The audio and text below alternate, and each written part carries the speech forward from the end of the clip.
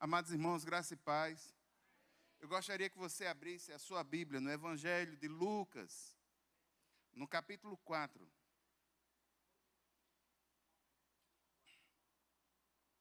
No Evangelho de Lucas, no capítulo 4, nós vamos fazer uma leitura completa dessa perícope, né? Evangelho de Lucas, no capítulo 4, dos versículos 1 até 13. A tentação de Jesus no deserto.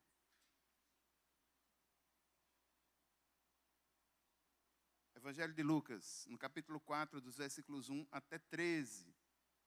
E o texto diz o seguinte: Jesus, cheio do Espírito Santo, voltou do Jordão e foi guiado pelo mesmo Espírito no deserto durante 40 dias, sendo tentado pelo diabo. Nada comeu naqueles dias, ao fim dos quais ele teve fome. Então o diabo disse a Jesus: se você é o Filho de Deus, mande que esta pedra se transforme em pão. Mas Jesus lhe respondeu: está escrito, o ser humano não viverá só de pão. Então o diabo o levou para um lugar mais alto e num instante lhe mostrou todos os reinos do mundo e disse: eu lhe darei todo este poder e a glória destes reinos, porque isso me foi entregue, e posso dar a quem eu quiser. Portanto, se você me adorar, tudo isso será seu. Mas Jesus respondeu: está escrito, adore o Senhor, seu Deus, e preste culto somente a Ele. Então o diabo levou Jesus a Jerusalém, colocou-o sobre o pináculo do templo e disse: se você é o Filho de Deus, jogue-se daqui, porque está escrito, aos seus anjos ele dará ordens a seu respeito, para que o guardem, e eles o sustentarão nas suas mãos, para que você não tropece em alguma pedra. Jesus respondeu ao diabo: também foi dito, não ponha à prova o Senhor seu Deus. Tendo concluído todas as tentações, o diabo afastou-se de Jesus até momento oportuno. Baixe sua cabeça por um instante, vamos orar. Pai eterno, Deus poderoso, muito obrigado, Senhor, por essa porção da tua palavra lida. E eu quero te pedir, Senhor, encarecidamente, que o teu Santo Espírito a ilumine em nossos corações. Deus eterno, muito obrigado. Eu oro no nome de Jesus. Amém. Irmãos, a princípio eu ia falar, baseado nesse texto, sobre as 3 tentações. Preparei todo o material, consegui concluir hoje pela manhã. Só que agora à tarde, quando eu estava intercedendo, eu cheguei à conclusão, com muita paz no coração, que esse assunto que nós vamos ver agora é um assunto muito importante. E como percebo nitidamente que há muitos irmãos que na quarta-feira têm vindo à igreja e que são novos convertidos, esse assunto das tentações é um assunto muito importante. Então eu dividi essa mesma mensagem, e então fez com que Elias passasse 40 dias sem precisar comer novamente. 1 Reis 19 vai falar sobre isso. Paulo vai passar um certo tempo na Arábia se preparando. Geralmente esse número 40 está associado a essas grandes mudanças. Davi foi transformado pelos desafios que Golias trazia para o povo de Israel num espaço de 40 dias. Elias, no Monte Horebe, 40 dias com a refeição. A cidade de Nínive, depois que recebe a palavra do profeta, ela é transformada em tese em 40 dias. Todo o povo, a partir do seu líder, se converte. Toda a cidade de Nínive foi transformada por Deus nesse espaço de tempo. Interessante, irmãos, 40 dias. Jesus, depois de ressurreto, ele passa com os discípulos 40 dias. Esse número 40, ele tem algo de especial. Ele está ligado a uma ideia de transformação. E aqui, irmãos, nós temos uma questão interessante. Esse mesmo relato que você vê no livro de Lucas, no capítulo 4, dos versículos 1 até 13, você também vai ver no livro de Mateus, no mesmo capítulo, no capítulo 4, só que lá é dos versículos 1 até 11. Mas há uma diferença. Há uma diferença entre os dois. No capítulo 4 de Mateus, ao que tudo indica, a ordem que lá está é uma ordem cronológica dos fatos. No livro de Lucas, ao que tudo indica, a ideia é dar ênfase ao templo. A ideia é despertar a questão religiosa. São dois pontos de vista que têm a ver, sobretudo, com as pessoas que estão recebendo esses escritos. No livro de Mateus, Mateus foi escrito para provar ao crente judeu que Jesus era o Messias esperado. A última tentação é a tentação que tem a ver com os povos, que tem a ver com o reino.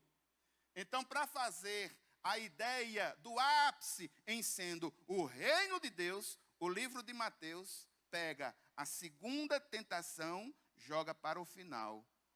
Aqui, a segunda e a terceira tentações, em relação a Mateus, elas são invertidas. A ordem não é a mesma.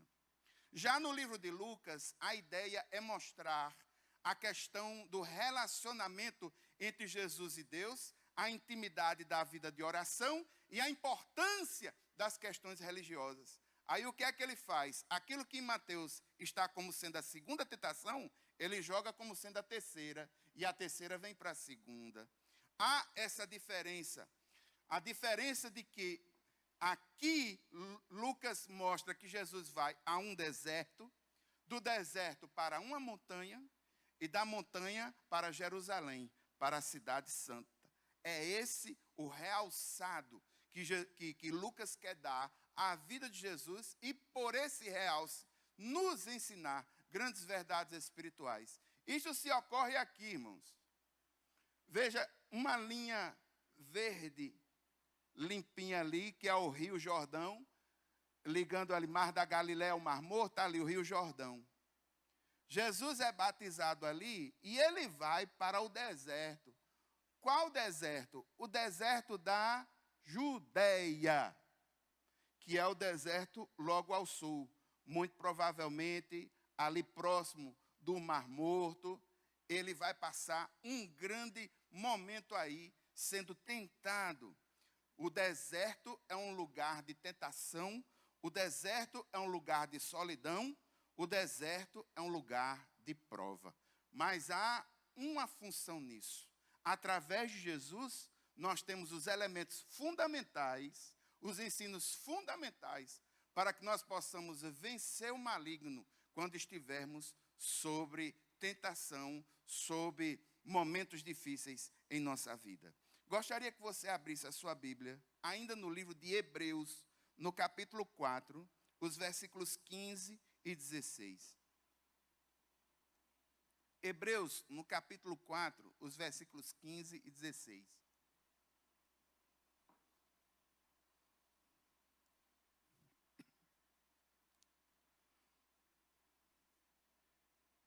Hebreus, no capítulo 4, os versículos 15 e 16 dizem o seguinte: tendo, pois, Jesus, o Filho de Deus, como grande sumo sacerdote que adentrou os céus, conservemos firmes a nossa confissão, porque não temos um sumo sacerdote que não possa se compadecer das nossas fraquezas. Pelo contrário, ele foi tentado em todas as coisas à nossa semelhança, mas sem pecado.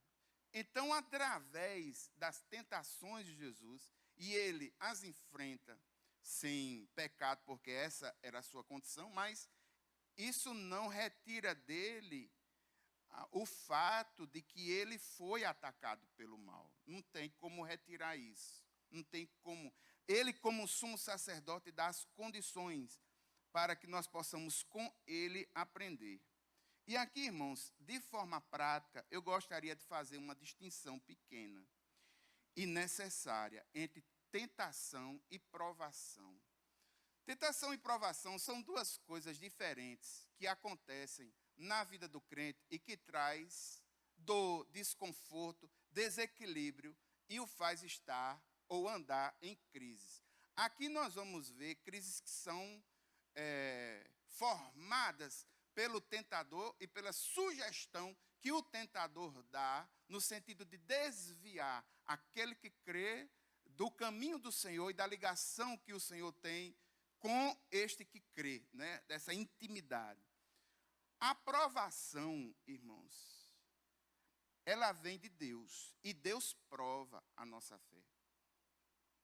Mas a provação, ela também traz dores, traz crise e traz desequilíbrio.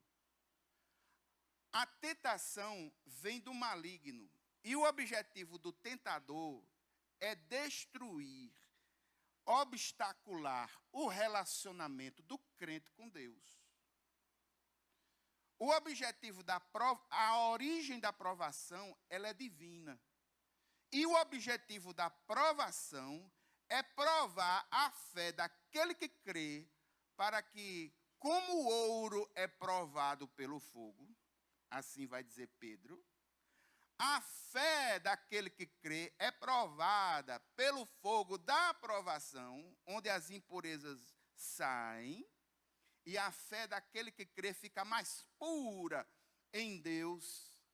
Qual é a marca bem distintiva entre a questão da tentação e da provação? Quando a gente passa por uma tentação, a origem é maligna, o tentador é aquele que conduz o processo. A gente vê aqui que o Espírito Santo guia Jesus até o lugar, mas a efetivação da tentação é feita pelo diabo. E o objetivo é fazer com que a pessoa se afaste do Senhor. E ele vai fazer isso com as suas mentiras. Só que não são mentiras mal feitas, não. São sugestões profundas, pesadas, que se porventura a pessoa não estiver ligada no Senhor e não conhecer as estratégias, ele pode cair. E ao cair, ele desenvolve um fruto da carne, que é manifesta. A tentação vai para a carne e ele peca e se afasta de Deus. A provação não. A provação é um momento difícil que a pessoa passa, uma situação de crise. Não é fácil passar por provação do Senhor. Geralmente Deus vai provar a fé do crente. E na grande maioria, ele o faz como? Pedindo a esse crente algo de grande valor, de grande estima. Algo que ele tem um apreço muito grande. Aí Deus diz assim, me dê para mim. O maior exemplo disso, Abraão. A fé de Abraão foi provada. O coração de Abraão estava no seu único filho. Aí Deus chega para Abraão e diz assim, ei, meu filho, isso aqui eu quero. Me dê. Aí aqui, irmãos, tudo aquilo que a gente dá para o Senhor, Ele cuida melhor do que se estivesse na mão da gente. E a postura que Abraão teve no momento de provação da sua fé é a postura que o crente deve ter. A de confiar no Senhor que está pedindo aquilo que a pessoa tem para entregar nas mãos do Senhor. Muitas vezes, irmãos, isso acontece conosco. Às vezes nós temos alguma questão em nossa vida que nós temos uma importância muito grande. E para provar a nossa fé, o Senhor diz assim, me dê isso aqui. Me dê isso aqui para que você possa prestar atenção em mim. Me dê isso aqui para que você possa aprender que eu sou o suficiente. Me dê isso aqui para que você possa aprender que eu sou Senhor sobre a sua vida. Nesse caso, irmãos, essa provação, porque passar por provação não é coisa boa, não. Ninguém que passa por provação passa sorrindo. Ai, estou sendo provado por Deus. Ai, coisa boa. Nunca vi isso. E um comportamento desse é, no mínimo, questionável. É bom até a pessoa ver um psicólogo ou coisa nesse sentido, porque não é normal. Ninguém que passa por provação passa sorrindo. Mas só que as condições de aprovação e da tentação são diferentes. O fruto da aprovação é uma fé mais constante. O fruto da aprovação é saber que Deus é suficiente. O fruto da aprovação é saber que aquilo que a gente colocou na mão dele está sendo bem tratado. E quando ele devolve, devolve melhor do que o que estava na mão da gente. Agora, o fruto da tentação não. O fruto da tentação é queda. O fruto da tentação é morte. O fruto da tentação é relacionamento cortado com Deus. Satanás vai fazer com que a pessoa entenda, por alguma razão, que esse Deus é insuficiente, é pouco, é fraco.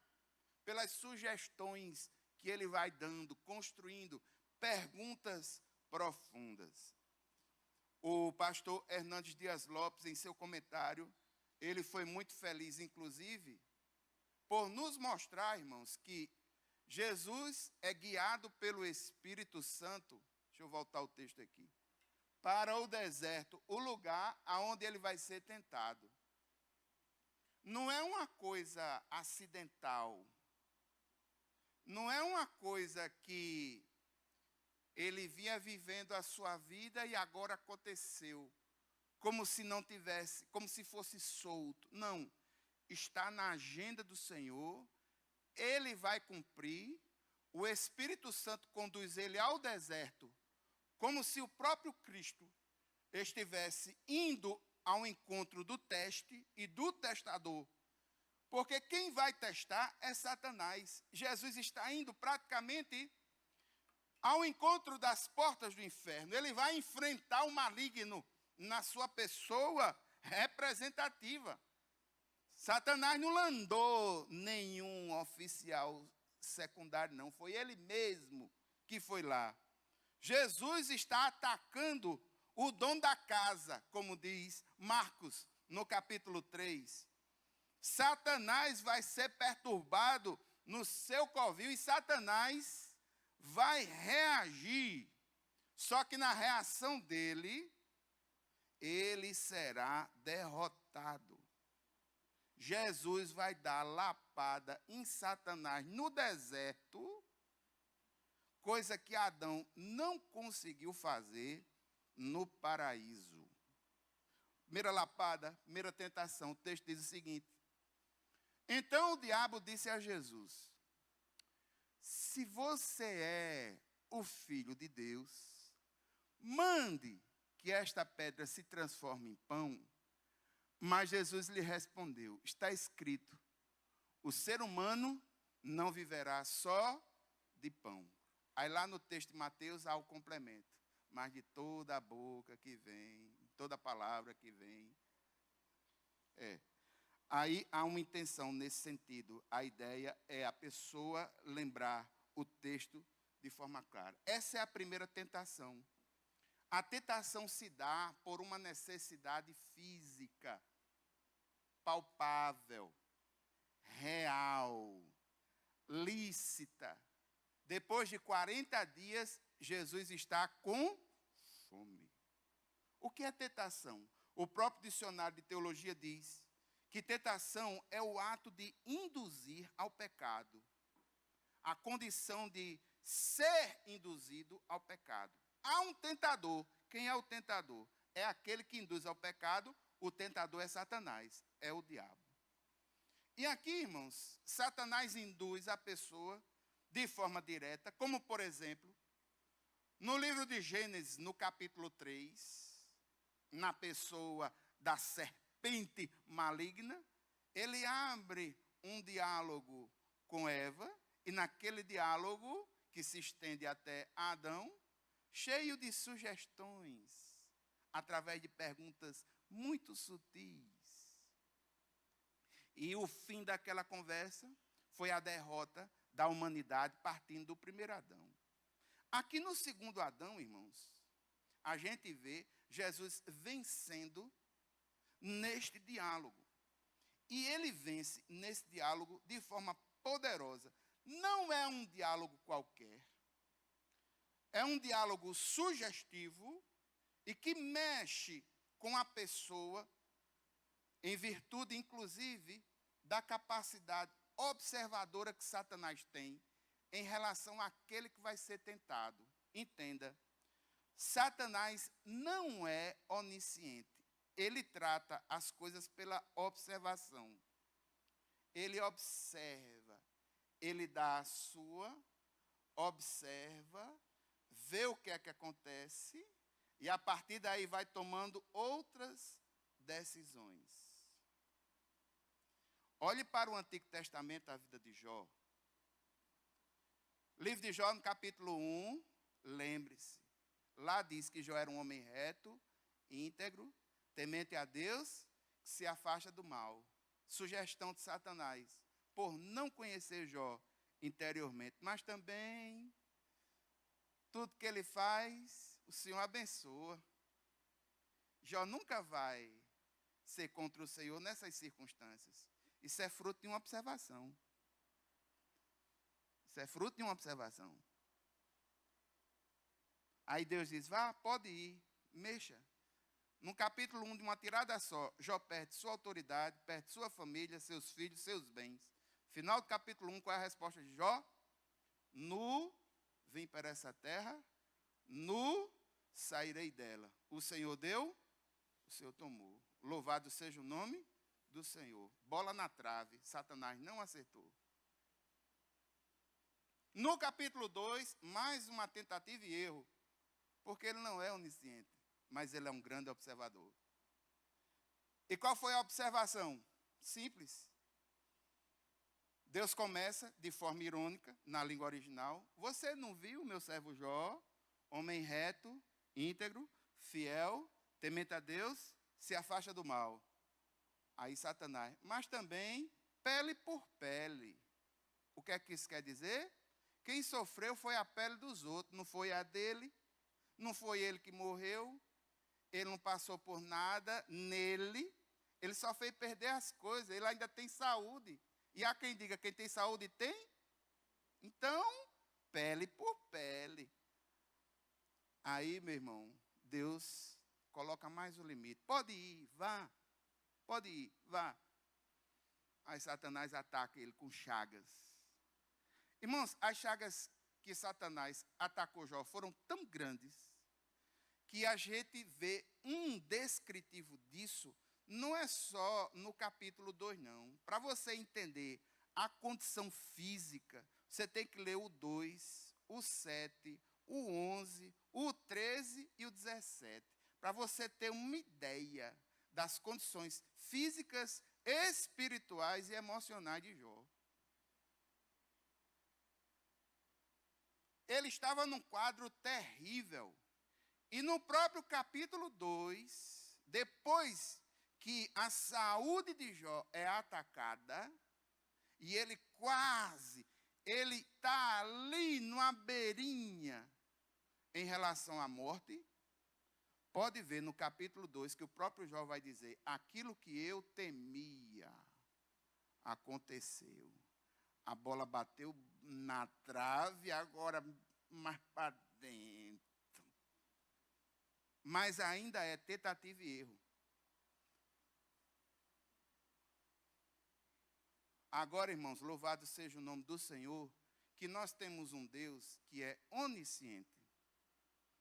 E Ele não apenas nos observa por fora, mas como diz 1 Samuel 16, Ele nos conhece por dentro. E em 2 Coríntios, Paulo vai dizer que Ele não vai nos dar uma tentação ao qual a gente não tenha condições de suportar. E Ele prova isso. No livro de Lucas, no capítulo 22, nos versículos 31 e 32, você vai ver a mesma condição que aconteceu com Jó, acontecendo com Pedro e com os discípulos. E Jesus vai dizer a Pedro: Pedro, Satanás pediu autorização a mim para pegar a sua vida e cirandar com ela como um trigo, assim ciranda. Mas eu orei por ti, Pedro. Quando tu te converteres, confirma aos teus irmãos. Por conhecer a fragilidade de Pedro, Satanás foi interrompido por Jesus. Porque Jesus sabia que se Satanás pegasse Pedro de jeito, ele não ia suportar. Ele nos conhece por dentro. E aqui, irmãos, um grande momento. Adão tinha, o velho Adão, o Adão de Gênesis, ele tinha abundância, ele tinha alimento, ele estava no jardim, podia comer o que quisesse. Jesus está no deserto, numa situação terrível, ele não tem alimento. Há uma grande diferença no primeiro Adão que está no paraíso e um segundo Adão que está no deserto. O que é que está sendo utilizado aqui nesta tentação? Uma necessidade real. Jesus está com fome. Que mal há nisso? Qual é o problema? Isso é um problema, irmão. Isso é uma necessidade real. Fome é legítima. Fome. Mas o fato, irmãos, é como essa coisa é encarada pelo maligno como sugestão para Jesus. Primeira pergunta que ele faz, e você entende essa pergunta por causa do batismo, ele vai perguntar: muito bem, você é o Filho de Deus? Eu gosto assim, né? Você é o Filho de Deus?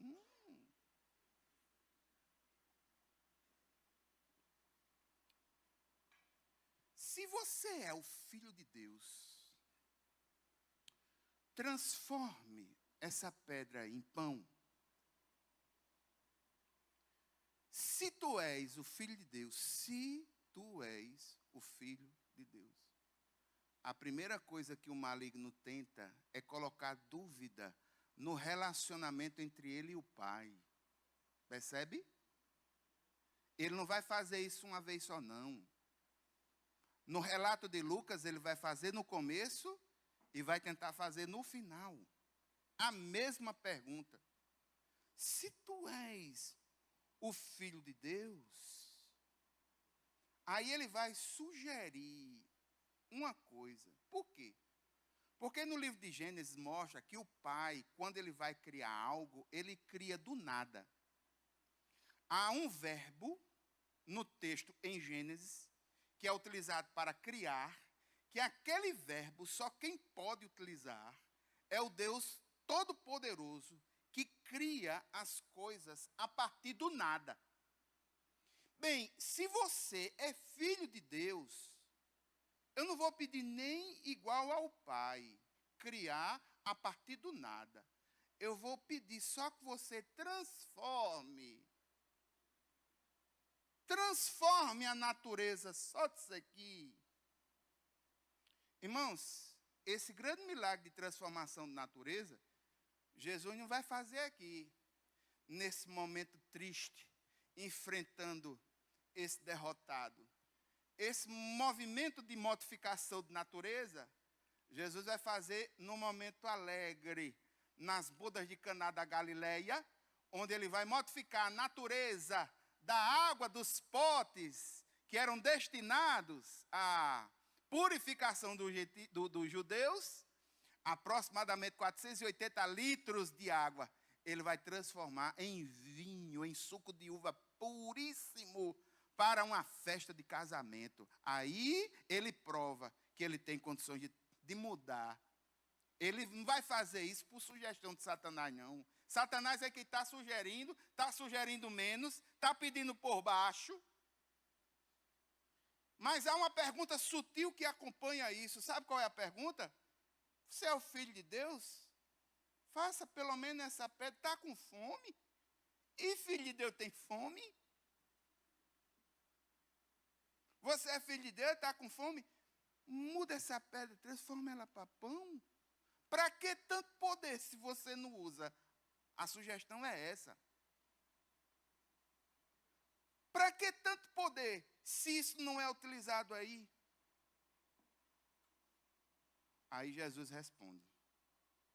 Quando Jesus responde, ele utiliza a palavra. E o texto que ele utiliza está em Deuteronômio, no capítulo 8, no versículo 3. É interessante que você abra o texto. Deuteronômio, no capítulo 8.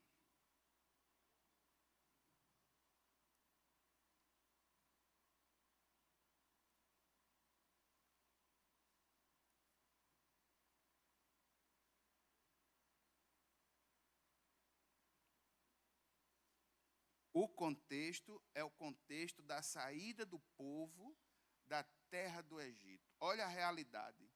Deuteronômio 8:3, quando Moisés está relembrando ao povo o que Deus fez por esse povo ao sair do Egito, no capítulo 8, no versículo 3, diz: Ele humilhou vocês, ele os deixou passar fome, ele os sustentou com maná, que vocês não conheciam e que nem os pais de vocês conheciam, para que vocês compreendessem que o ser humano não viverá só de pão. Aí o versículo completo, mas de tudo o que procede da boca do Senhor. Essa é a resposta. E essa resposta está mais bem colocada na resposta lá no Evangelho de Mateus, se não me falha a memória. O que é que Jesus está declarando? Ele está declarando a Satanás que ele confia no Senhor que o colocou naquela situação. Ele não confia, ou ele não está apontando para a confiança em si mesmo, mas ele está declarando a sua confiança total no Pai eterno, que vai abrir as portas para ele, que vai lhe dar condições. Ele confia no Senhor. Irmãos, a verdadeira vida humana depende não da satisfação das necessidades materiais.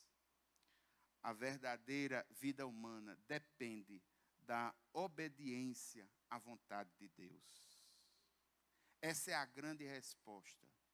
Esse é o grande ensinamento da tentação. Se Jesus tivesse atendido à sugestão de Satanás, se Jesus, que tem poder, e ele podia transformar aquelas pedras em pães, podia ou não? Mas se ele fizesse isso, ele estaria naquele momento atendendo às demandas de quem? Do maligno. Então ele declara a sua confiança no Senhor, entendendo que o Senhor sabe das suas necessidades. Se ele tivesse atendido aquela demanda, ele teria colocado as necessidades maior do que a obediência dele a Deus.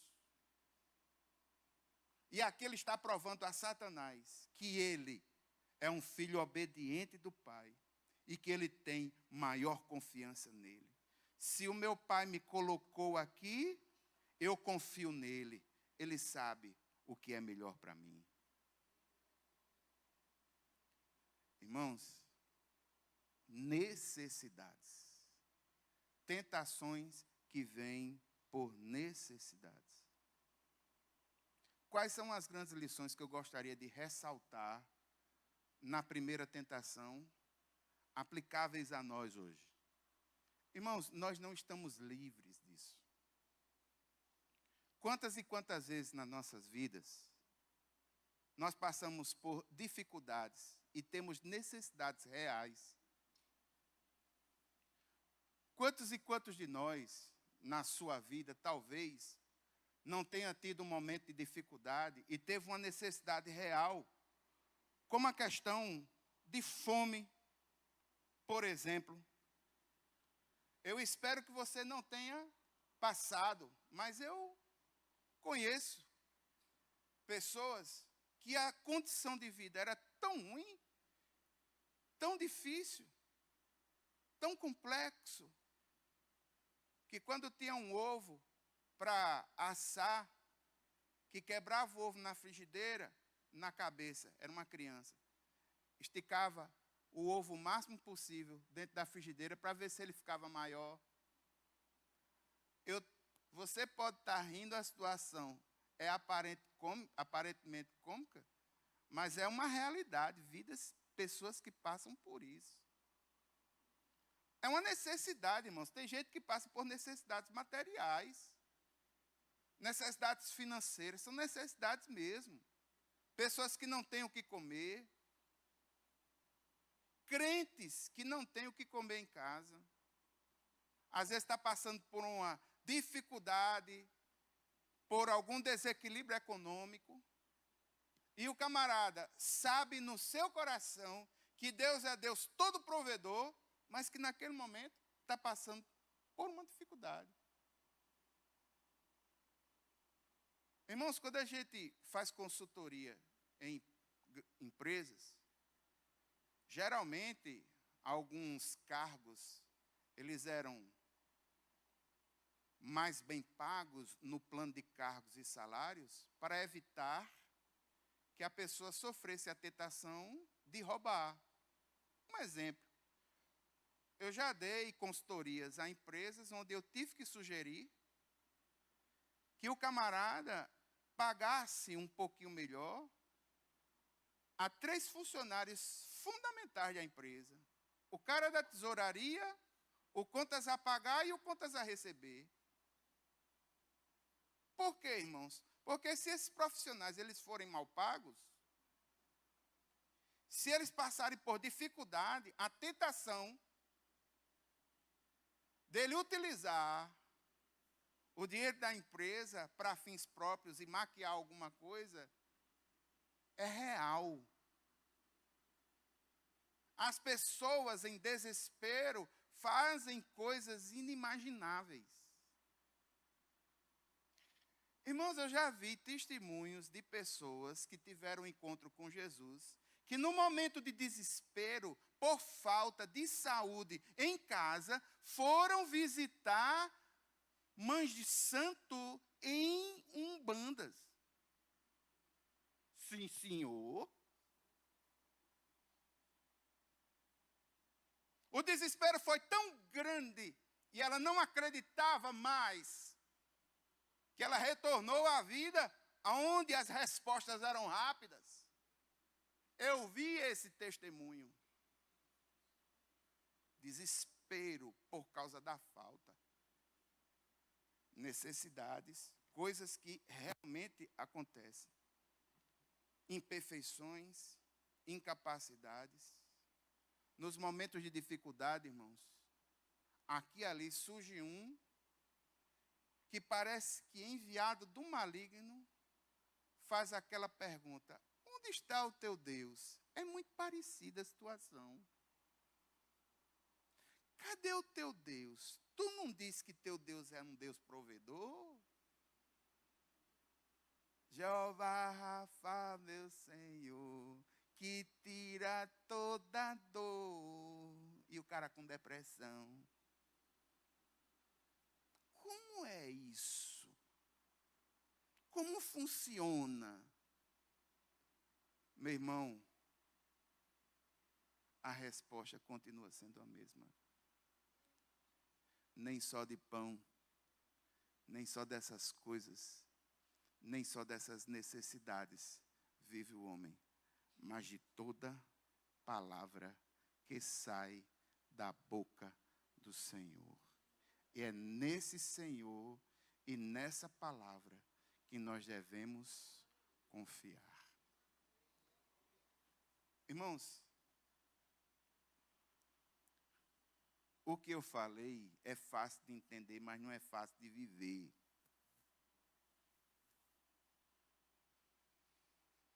Momentos difíceis são terríveis. Eu não sei se aqui em nosso meio, não tenho ideia. Porque a igreja hoje, de uma certa forma, eu não estou fazendo uma crítica, não é a gente como ser humano pós-moderno, a situação atual. A gente não sabe das realidades uns dos outros. Paulo vai dizer em Gálatas: levai, pois, as cargas uns dos outros, e assim cumprireis a lei de Cristo.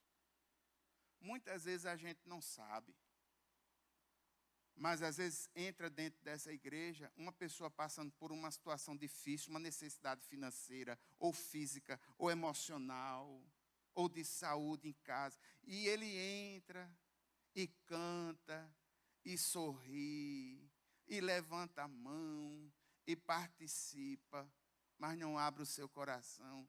Sabe Deus como é que está a situação dele. E muitas vezes eu vou além. Às vezes ele tem até vergonha de dizer que está passando por aquela situação. Só irmãos ou amigos muito próximos, é que sabe o que ele está passando, aí encosta por ali e dá um apoio ou uma ajuda. Mas se ele não tiver amizade lá fora, se ele não tiver amizade aqui dentro, é aquele que muitas vezes vai sofrer calado.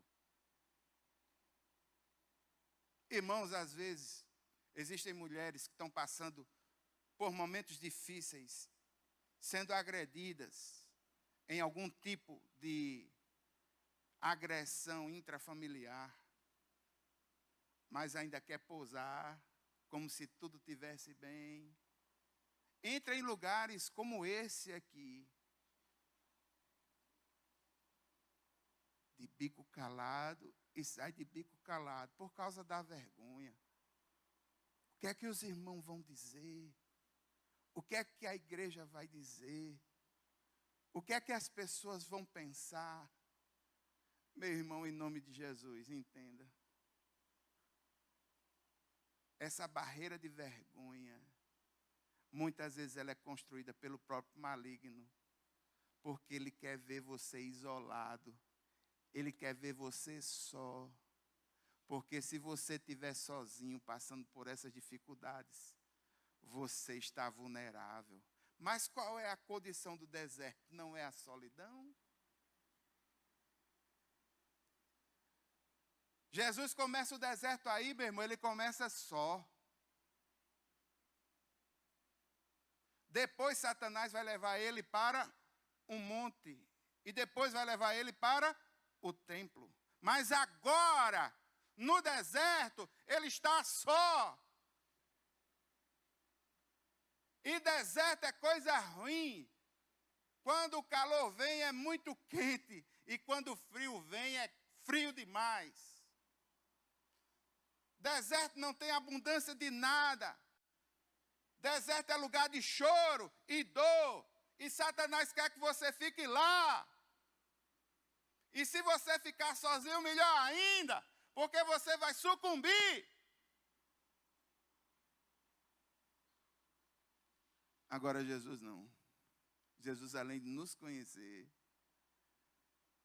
ele traz a maravilha da palavra de Deus a nos dizer: nem só de pão viverá o homem, de toda a palavra que vem da boca do Senhor. Meu filho, você não está só.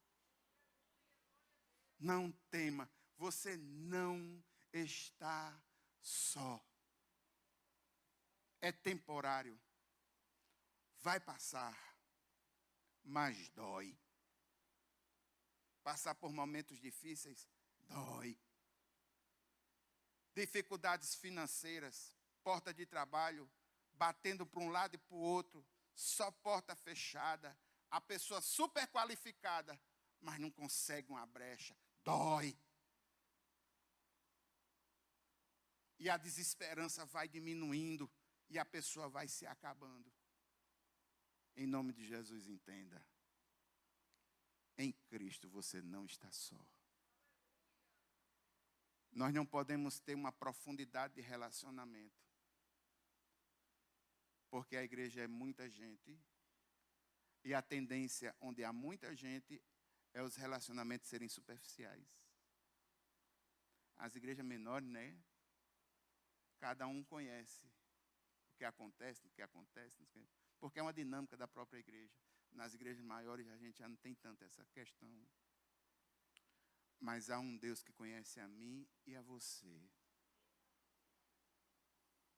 E um Deus que acompanha, sabe da tua história. E um Espírito Santo que guiou você até aqui essa noite para ouvir essa palavra. Eu gostaria, irmãos, de orar por uma questão muito óbvia, que eu não vou expor ninguém que está sob essas condições, mas por uma questão muito óbvia.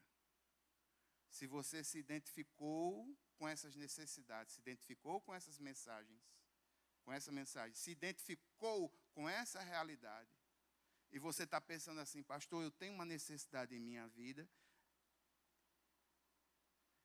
e às vezes a fé no meu coração, ela já está caindo, porque Satanás fica sugerindo que eu não sou ninguém, que eu não sou nada, e que nada vai acontecer.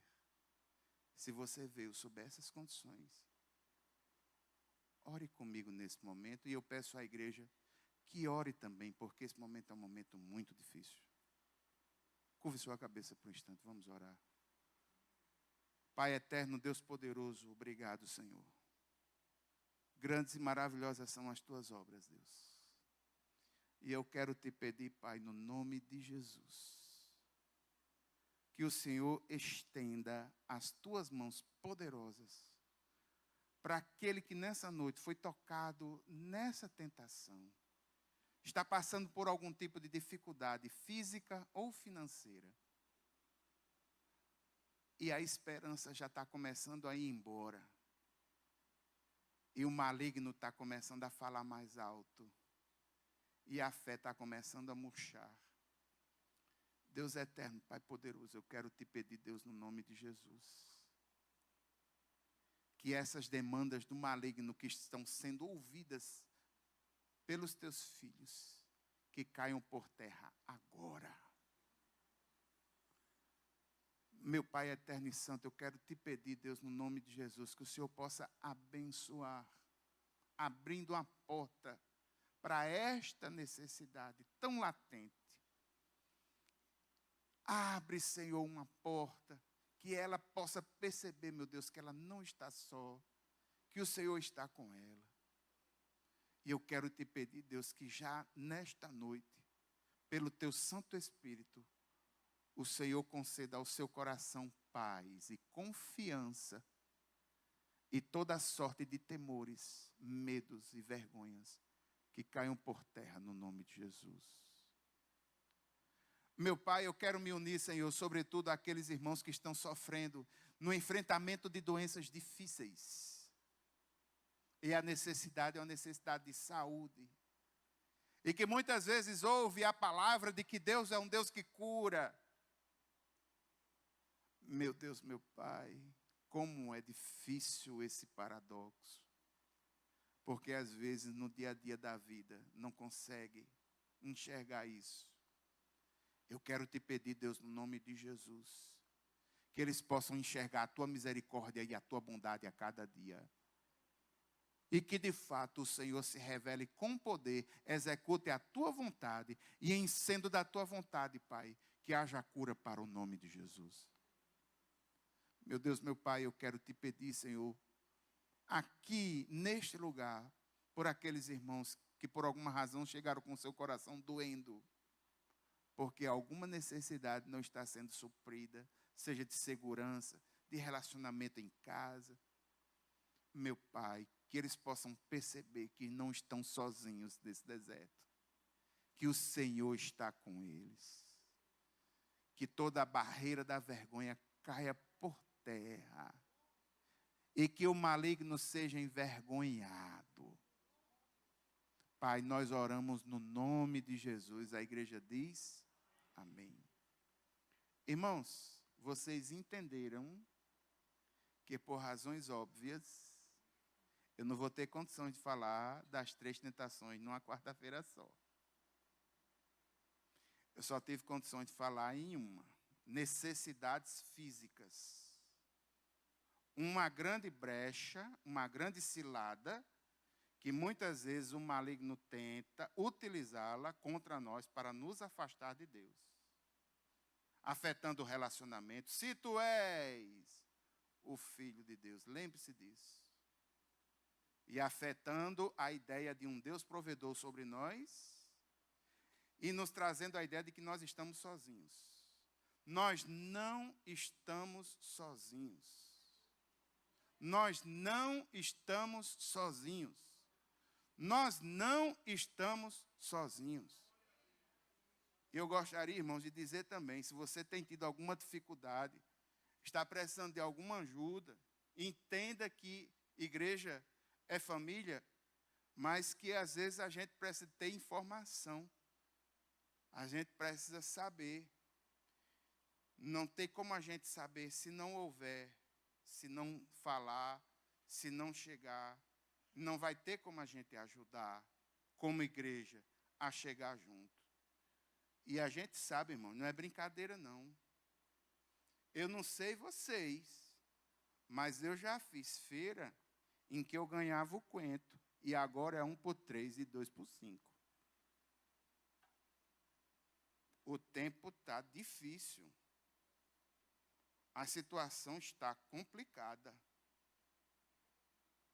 E eu só vejo o povo dizendo que está melhorando, o PIB está aumentando, o dólar tá, não sei o que está subindo, não sei onde está subindo. Eu não vejo isso acontecer, não. Muito pelo contrário. Cada final de semana que eu vou, eu sempre vejo alguma coisa aumentando de preço. O povo querendo investir em Bitcoin, Eu tinha investido em inhame. Um dia desse, inhame estava R$19 o quilo. Parece que agora está mais em 20. O cará é 8. Não, tem um cará, né? Que é um inhame chamado cará. Eu só vejo aumentando. Quilo de alho, já viu o peso? Não é fácil, irmãos. Não é fácil. Tem gente passando por dificuldade. Um desequilíbrio financeiro terrível. Isso abre brecha. Abre brecha a ação do inimigo nesse momento, de cobrança mesmo. Cadê o teu Deus? A igreja é um grande instrumento nesse sentido de ajuda. Mas, às vezes, a gente não conhece quem está passando, como está passando. Por quê? Porque cria-se barreiras de vergonha. E a pessoa vai morrendo, vai morrendo, vai morrendo. Quando daqui a pouco ela deixou o caminho, está lá fora. Mas que não aconteça assim conosco. E aprender com Jesus a vencer as tentações. Que a palavra esteja no teu coração. E a compreensão de que você não está sozinho. Amém? Vamos ficar em pé, vamos encerrar.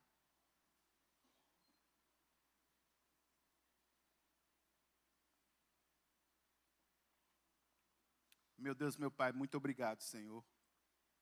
Eu quero te agradecer por compreender que o Senhor está conosco. Quero te agradecer, meu Pai, porque por mais difíceis que sejam as necessidades do dia a dia da vida, de saúde ou de bens materiais, Tu és um Deus que está conosco ao nosso lado. Pai, eu quero te agradecer pelo testemunho vivo da Tua ação que nós tivemos aqui, pela nossa irmã Selma, da sua mãe. E baseado nele, eu quero te pedir, Senhor, que o Senhor conceda de forma tremenda livramentos na área de saúde. Há muitos irmãos que estão enfrentando o momento de Pai eterno, eu quero clamar pela economia do nosso país. Eu quero te pedir, Senhor, que o Senhor levante portas de emprego.